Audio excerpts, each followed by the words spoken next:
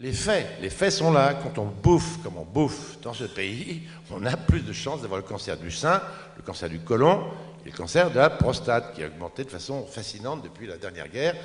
L'alimentation est le lit du cancer. Ça, c'est une clarté absolue. Hein.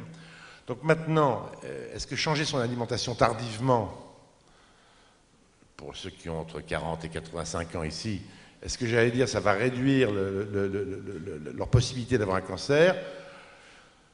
La réponse, on aurait tendance à penser que oui. On aurait tendance à penser que oui. Voilà, ça, c'est probable. Mais il n'y a pas de certitude absolue, mais c'est quand même franchement probable.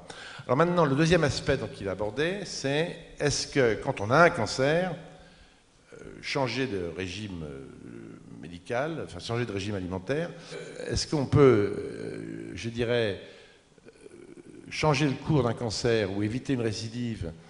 Une récidive, ça veut dire que le cancer est resté et qu'il se redéveloppe. Hein. En changeant d'alimentation, la probabilité, c'est probable que oui, mais là, il n'y a pas le même poids de certitude.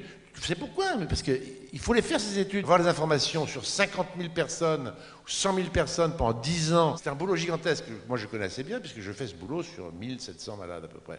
Alors, c'est pour ça que je dis qu'il y a des choses absolument certaines. C'est oui, l'alimentation fait le lit du cancer, ça, c'est l'affaire est réglée. Hein. Donc maintenant, vous mangez comme vous voulez. Alors, donc, non, l'affaire est réglée, c'est fini. Donc c'est ça qui est intéressant, c'est que l'affaire est réglée et qu'on va quand même pas changer d'alimentation globalement, sauf le dimanche. Vous êtes prévenus, moi aussi, tout le monde est prévenu. Alors le deuxième aspect, c'est est-ce que ça évite de rechuter d'un cancer? Donc là, il y a des articles, il y a beaucoup moins de travaux, hein. Il y a très peu de travaux. Alors, moi, j'ai une connaissance un peu plus approfondie que vous, évidemment, parce que c'est ma littérature, c'est mon environnement usuel.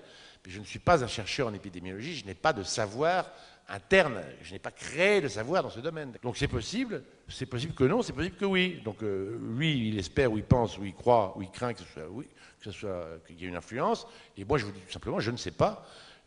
Le travail est à faire, hein, il n'est pas fini. Alors, en fait, j'ai appris énormément de choses, voilà ce que je veux vous dire, c'est tout. J'ai appris, moi qui suis donc une certaine ouverture d'esprit, comme on dit, mais enfin, je veux dire, j'ai quand même un métier spécial qui est la thérapie des cancers.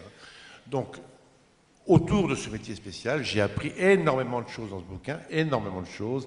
Et maintenant, je vais vous dire un secret. J'ai changé mon alimentation, j'ai perdu déjà 6 kilos. Voilà.